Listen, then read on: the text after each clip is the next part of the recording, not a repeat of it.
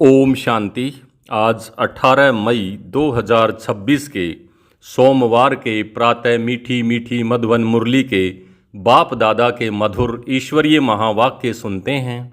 मीठे मीठे प्यारे प्यारे बाप दादा ने कहा, मीठे बच्चे इसी रूहानी नशे में रहो कि हम ईश्वरीय फैमिली के हैं। हम अपनी गुप्त दैवी राजधानी स्थापन कर रहे हैं। मीठे बच्चे इसी रूहानी नशे में रहो कि हम ईश्वरीय फैमिली के हैं। हम अपनी गुप्त दैवी राजधानी स्थापन कर रहे हैं। प्रश्न है, बच्चों में कौन सी आदत पक्की हो तो सारा दिन खुशी बनी रहे? बच्चों में कौन सी आदत पक्की हो तो सारा दिन खुशी बनी रहे? उत्तर है, अगर सवेरे सवेरे उठकर विचार सागर मंथन करने की आदत हो तो सारा दिन अपार खुशी में रहे। बाप की श्रीमत है बच्चे, अमृत वेले उठकर अपने बाप से मीठी मीठी बातें करो।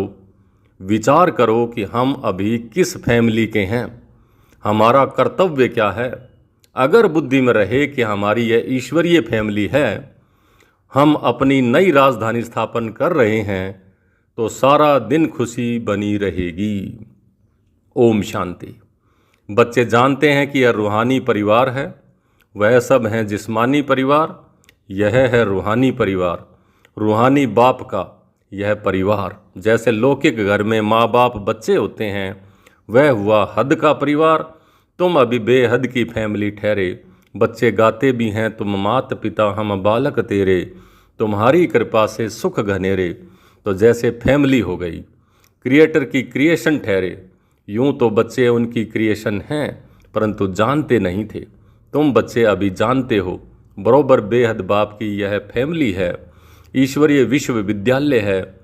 इसके लिए गाया है, विनाश काले विपरीत बुद्धि विनिशंति और विनाश काले प्रीत बुद्धि विजयंती। ऐसे फैमिली कभी गीता में नहीं गाई हुई है।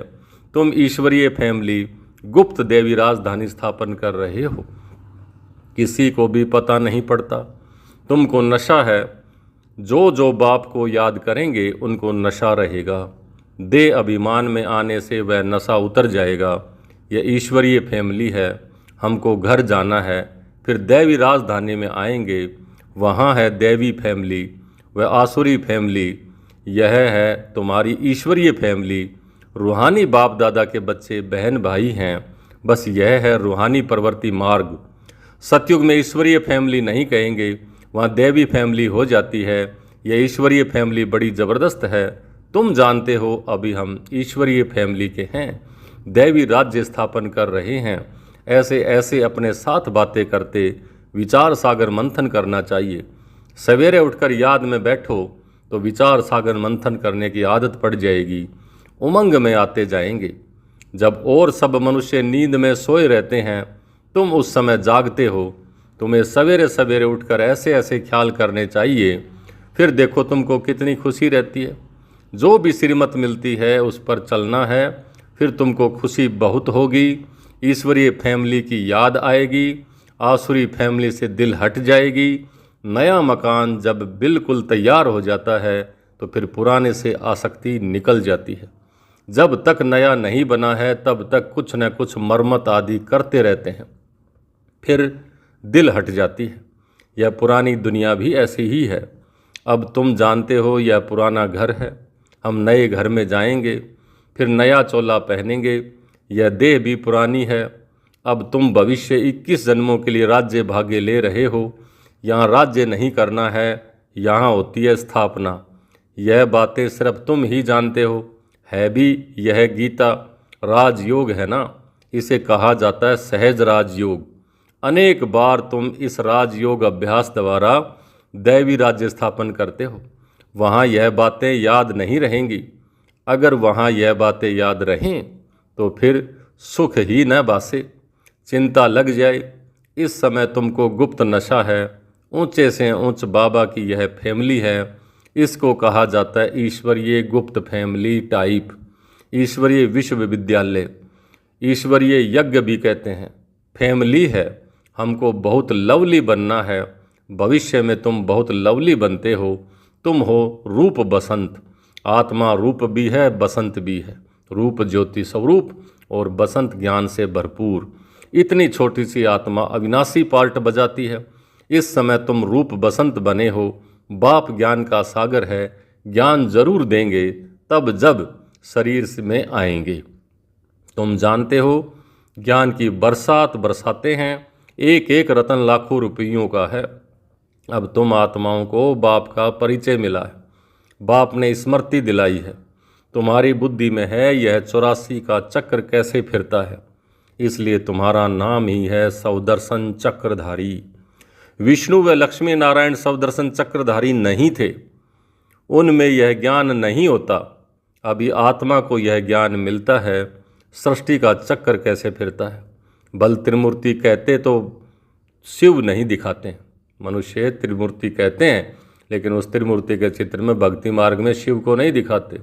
त्रिमूर्ति के चित्र बहुत देखे होंगे, साकार में प्रजापिता ब्रह्मा तो यहाँ है ना, यह हो गया बहुत पुराना ग्रेट ग्रेट ग्रैंड फादर। तो यह हुआ प्रजापिता ब्रह्मा का सिजरा। बाप सृष्टि रचते हैं ब्रह्मा द्वारा, तो ब्रह्मा बड़ा हुआ ना, दिखाते भी हैं बूढ़ा। यह 84 जन्मों का चक्र लगाया हुआ है। अभी तुम इन बातों को समझ गए हो, यह भी जानते हो कि बाप के तो सब बच्चे हैं। आत्माओं को बाप का परिचय देना है। अभी भारत का बहुत बड़ा कल्याण हो रहा है, सब आत्माएं पवित्र हो मुक्ति धाम चली जाएंगी। तुम हो ही भारत की सेवा पर, भारत खास और दुनिया आम। तुम अभी थोड़े हो जो इन बातों को समझते हो, फिर नट सेल में सार रूप में समझाया जाता है। बच्चे मन मना भाव अलग में भी समझाया जाता है, जो कुछ है देवी राजधानी स्थापन करने में लगाओ। बापू गांधी क्या करते थे, वह भी राम राज्य चाहते थे। कैसा वंडरफुल खेल है ना। अभी तुम साक्षी हो, खेल देखते हो, तुमको हंसी आती है, कहाँ की बातें कहाँ ले जाते हैं। बाप कहते हैं ड्रामा अनुसार दुनिया की गति बुरी हो गई है, फिर बाप आकर सदगति करते हैं। तुम बच्चों को नशा चढ़ा है, यह है सारे वर्ल्ड का निराकार बापू जी। यह ब्रह्मा भी किसका बच्चा है, शिव बाबा का। और वह किसका बच्चा है, यह माताएं कहती हैं शिव बाबा हमारा बच्चा है। यह है शिव बाबा का खेल पाल। बाकी ध्यान दीदार में तो माया की बहुत प्रवेशता होती है। यह जो कहते हैं हमारे में शिव बाबा आते हैं, शिव बाबा यह बोलते हैं, यह सब भूत की प्रवेशता है। तुम बच्चों को खबरदार रहना है। यह भूत की बीमारी ऐसी है जो दोनों जहाँ से उड़ा देती है, न यहाँ के रहेंगे न वहाँ के। यह ख्याल कभी भी नहीं आना चाहिए कि हम साक्षात्कार करें। यह सब भक्ति के ख्यालात हैं। ज्ञान मार्ग को अच्छी रीति समझना है। माया अनेक प्रकार से धोखा देती है, साक्षात्कार आदि से कोई फायदा नहीं। बाप कहते हैं इन द्वारा सगाई कराते हैं। बाप का फरमान है तुमको कोई भी देहधारी को याद नहीं करना है, तुम अपने को आत्मा समझ बाप को याद करो। अपने कल्याण के लिए बाप को याद करना है। यह तो बहुत समझ की बातें हैं। बाबा को कोई भी समाचार लिख सकते हैं। कई बच्चों को तो इतना भी अकल नहीं है कि बेअद के बाप को चिट्ठी में अपना खुश खैराफत का समाचार लिखें। लौकिक बाप को चिट्ठी न लिखें तो आराम ही फिट जाता है। यह भी बेहद का बाप है। देखते हैं मास डेढ़ मास चिट्ठी नहीं आती है तो समझते हैं इनको शायद माया खा गई।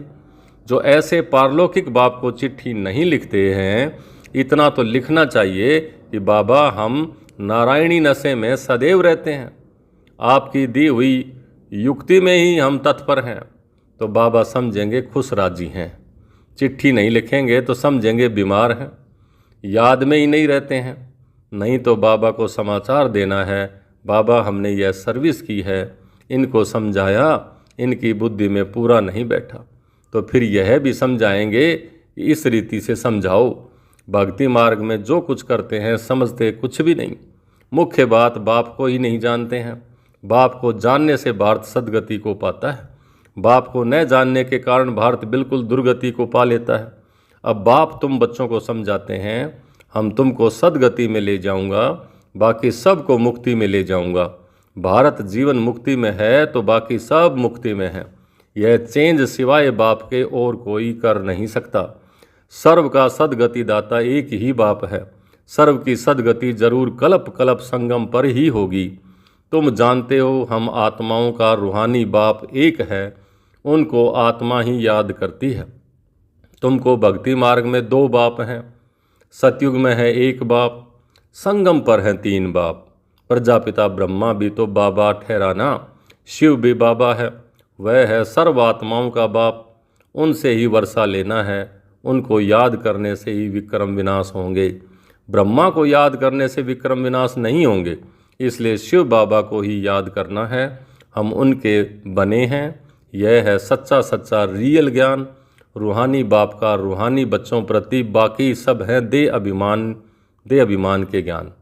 दे अभिमानी पतित मनुष्य जो कर्तव्य करते हैं वो पतित ही करते हैं। दान पुण्य आदि जो भी करते हैं वह सब पतित ही बनाते हैं। रावण राज्य में यह होता ही है।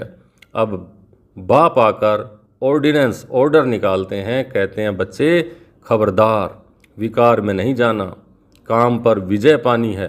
तूफान आदि तो बहुत आएंगे, इसमें फा नहीं होना है। माया के इतने विकल्प आएंगे जो अज्ञान काल में भी नहीं आए होंगे। ऐसे भी विकल्प आते हैं। कहते हैं भक्ति मार्ग में तो बड़ी खुशी रहती है, अभी आपको याद करना चाहते हैं तो कर नहीं सकते हैं, बिंदी याद नहीं पड़ती है, बड़ी चीज़ हो तो याद करें। बाबा कहते हैं कि तुम शिव बाबा कह करके याद करो, इस पुरानी दुनिया को भूल जाओ, तुम शांति धाम में अपने आप को याद करो।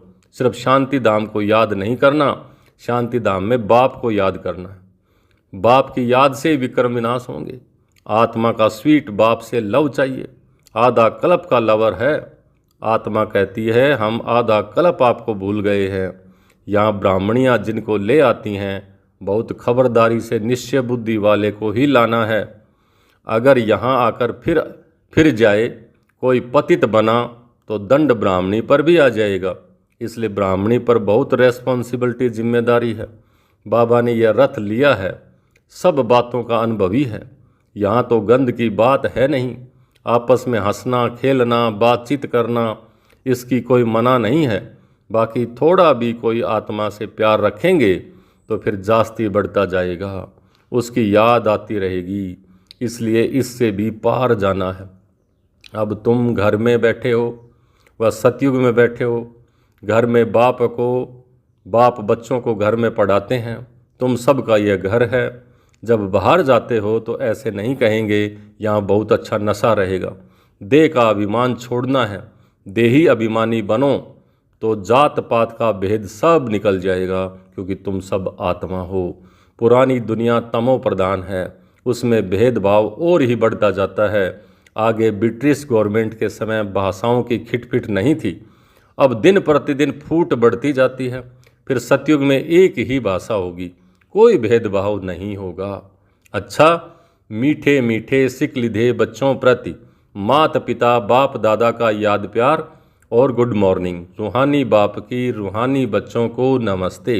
हम रूहानी बच्चों की रूहानी बाप दादा को याद प्यार, गुड मॉर्निंग और नमस्ते।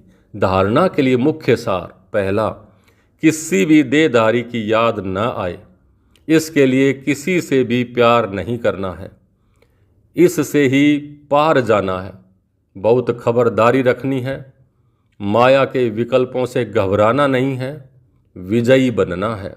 दूसरा, ध्यान दीदार में माया की बहुत प्रवेशता होती है, इस भूत प्रवेशता से अपने को बचाना है। बाप को अपना सच्चा सच्चा समाचार देना है। आज का वरदान, हर बात में सार को ग्रहण कर ऑलराउंड बनने वाले सरल पुरुषार्थी भाव। हर बात में सार को ग्रहण कर ऑलराउंड बनने वाले सरल पुरुषार्थी भाव। जो भी बात देखते हो सुनते हो उसके सार को समझ लो, और जो बोलो जो कर्म करो उसमें सार भरा हुआ हो तो पुरुषार्थ सरल हो जाएगा। ऐसा सरल पुरुषार्थी सब बातों में ऑलराउंड होता है, उसमें कोई भी कमी दिखाई नहीं देती, कोई भी बात में हिम्मत कम नहीं होती, मुख से ऐसे बोल नहीं निकलते कि हम यह नहीं कर सकते। ऐसे सरल पुरुषार्थी स्वयं भी सरल चित्त रहते हैं और दूसरों को भी सरल चित्त बना देते हैं। आज का स्लोगन, साधन यूज करते उनके प्रभाव से न्यारे और बाप के प्यारे बनो। साधन यूज करते उनके प्रभाव से न्यारे और बाप के प्यारे बनो। ये अव्यक्त इशारे सदा अचल अडोल एक रस स्थिति का अनुभव करो। एक रस स्थिति बनाने के लिए सिवाय बाप के और कुछ भी देखते हुए ना देखो। यह जो कुछ देखते हो यह कोई भी वस्तु रहने वाली नहीं है। तो एक रस स्थैर्यम तब रह सकेंगे जब कोई भी दृश्य देखते क्यों क्या की उत्पत्ति ना हो। यही व्यर्थ संकल्पों की हलचल का कारण है। इस क्यों की समाप्ति के बाद ही संपूर्णता आएगी। अच्छा, ओम शांति।